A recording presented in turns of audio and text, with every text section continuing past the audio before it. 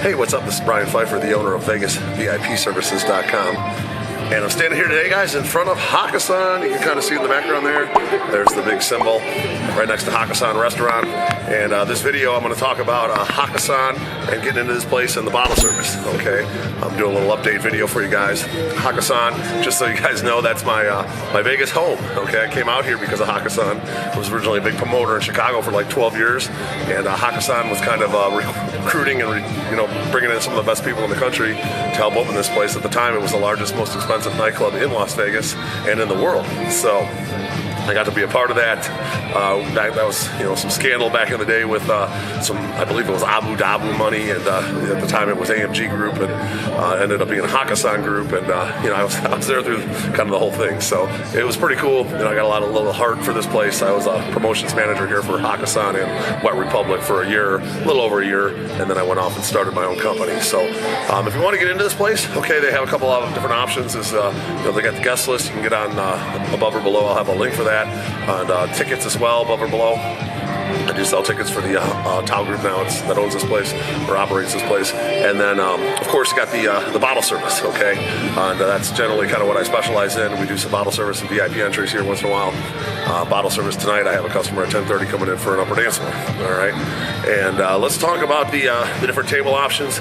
Just a little bit about the music. Okay, generally they're going to be an EDM club. They're going to be open Thursday, Friday, and Saturday. And the DJs, they got a pretty good lineup this year. They did bring back Tiesto for some shows. I think he's going to be here a couple times. They're kind of splitting him with Liv, and obviously they got Tao, Beach, and Omnia, and Wet Republic. So I think they got him for maybe 20 shows. He might be here a couple times. I haven't looked at the full schedule yet for the rest of the year. I don't know if it's out yet. But you got Alesso. He's going to be here once in a while. You got Stevie Aoki. You got guys like Little John. They got a pretty good lineup. Okay, Martin Garrix is one of the Tao Group residents. I'm not sure if he's going to be here at all this year, but you might get a show or two out of him for the upcoming season or so. But their DJs are pretty good. All right, now they don't really have enough DJs to fill all their venues every night with EDM, so you're going to find some nights where they're going to have some hip hop here. All right, so just pay attention to the link below for the above or below for the events. You might find a Tyga here, or a Fat Joe, or an OT Genesis. They do have some hip hop artists on their roster, so those are going to be more like hip hop nights. When Little John's here, they kind of does a mix of everything. Okay, Paulie D's also one of the residents, kind of does a mix of everything. All right. Now, as far as the bottle service goes, generally it's going to mostly always be in the main room, okay, the main DJ, and then they usually have the pavilion room open, which is kind of attached to the main room. It's all one big room, same music. They originally sectioned that off to be kind of a separate club if they ever wanted to. Out of all the 11 years that I've been a part of this place, I've never seen them do it except for once. So I think that was kind of a waste of time and money. They should have just made it an extension of the main room. And then there's also a mezzanine level on the main room.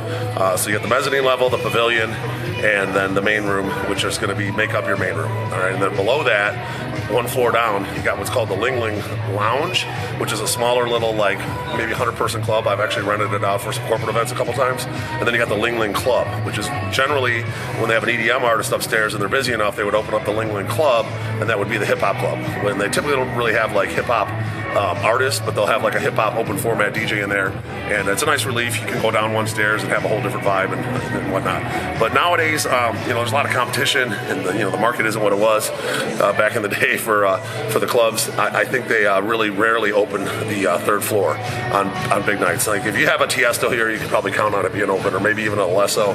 But even that's not a guarantee that they're going to have that third floor open. So this video, I'm going to focus mainly on the main room, the mezzanine, and the pavilion. I will mention some of the other sections, but if you're looking for bottle service, arguably the best tables in the club are going to be your stage tables. Those are going to be the 1 through 4 tables on the right and the left of the DJ. Very high demand. I had the Super Bowl here a couple weeks ago, and I had some NFL players that did one of those tables. It was $30K minimum, 42 grand with tip and tax. So those are pretty popular. So those are good. I definitely recommend those if you want to be up close to the DJ and enjoy the show on maybe one of those hip hop artist nights. The dance floor tables are going to be the big horseshoe. I believe there's 10 of them. with the 2 being in the middle going to be your owner's tables. Okay, those are going to be like basically the center 2 tables. I think it's 51 and 61. And then the 2 behind there, the upper dance floor tables, those are also considered the owner's tables. Okay, so there's 4 owner's tables. You can let me know if you're interested in one of those and which one you'd like. You want the upper one that's raised above or the lower one? All right. And then you got your upper dance floor tables, which are also very good. They're also in the horseshoe. What I like about the the stage tables and then the upper and lower dance floor tables, you got to get the effect of the main room when they blow off the confetti. You get some of the confetti into your table. They got that Hakkasan grid, which is really cool. Really good light show. Now, once you go back from there, you're going to get into your 3rd, 4th row tables. Now, those are going to be a row of 3rd row tables. There's a couple bigger ones that are like big U's. I believe it's 31 and 32. And those are good for like groups of 10 to 12. A lot of action around those tables, front and back of you. Those are really good. And then there's, I think a 31 to 35. That's going to be... or 30 to 35, that's going to be the other 3rd row tables, and there's 42A and B right behind there, which are good tables, a little bit elevated behind the 3rd row, and then there's another couple tables, I think it's like 41A and B, that are kind of, we call that the penalty box back there, but some people like those tables. There's a lot of action in that walkway there on the way to the bathroom, and that kind of completes your main floor, main room, okay? Above that's going to be your mezzanine level, and then they have that kind of broken up into different sections. You're going to have your center mezzanine tables. Those are going to be your premium tables up there. Then you're going to be on the side mezzanines are going to be your next level, and then you have like the skybox tables. Okay, those are basically to the right and the left. They're pretty big and roomy, good for big groups, but the view's kind of crappy from up there. You're kind of looking at the DJ from the back, and they're kind of off in the corners. So if you got a self-contained group and you just want to have a big party, those are pretty good. On New Year's Eve, I had a group of like 30 people. They ended up getting a skybox up there and had a great time. So you can have a good time up there. I've been up there and had some good parties as well. So not bad. Now you got the pavilion, which is going to be like the extension of the other side of the club, basically the 3rd row, which is considered the front row pavilion. Those are good tables. A little bit less than the 3rd and 4th row tables typically, because you got a walkway there for like the handicap accessible. There's like a ramp there, so it's a little bit further back.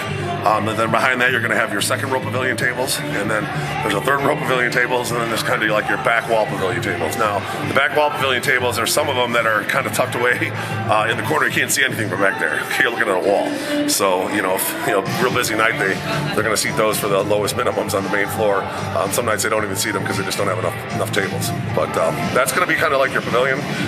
If you go down to the 3rd floor, like I said, that isn't open all that much anymore. That's going to be the Ling Ling Club. You're going to have some DJ booth sort of tables, and we call them dance floor DJ booth tables.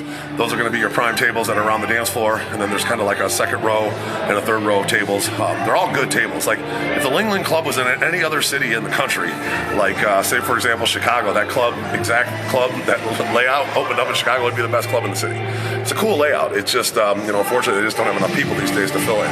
And then the Ling Ling Lounge is just going to be kind of like a lounge with some cool tables along the wall, and there's some in the middle as well. Again, they only really use that these days for corporate events. So if you're interested in a corporate event, you've got 100, 150 people, we can maybe do the Ling Ling Lounge, get it catered, the Hakkasan restaurant night downstairs, do like an open bar. Works out pretty good. So hopefully you guys understand everything that I mentioned here in Hakkasan. I do have a 3D map now that's interchangeable with the events, shows the pricing and everything right on my website. You can go right on the table, see a picture of the table, click on it, and then check out. I also own a hotel booking company, so if you need deals on rooms, you got a big group coming out. I do a lot of big bookings. I just did a massive one for Caesars Entertainment. It was $186,000, so it's a pretty big one. But I do have packages as well that include like the dinner, limo service, men's shows for the ladies, strip clubs for the guys, and we do all that out here in Las Vegas. And, of course, I just do the straight up bottle service. So make sure you hit me up. My cell phone's above, 773-459-8133. That's my cell phone. And hit me up if you have any questions. And I look forward to working with you out here in Las Vegas. Make sure you like this video if you like the content and appreciate what I do out here. Make sure you subscribe to this channel for more and bang the notifications bell. I'm Brian Pfeiffer, and I'm looking forward to working with you out here at Hakkasan in Las Vegas. Let's talk soon. Bye.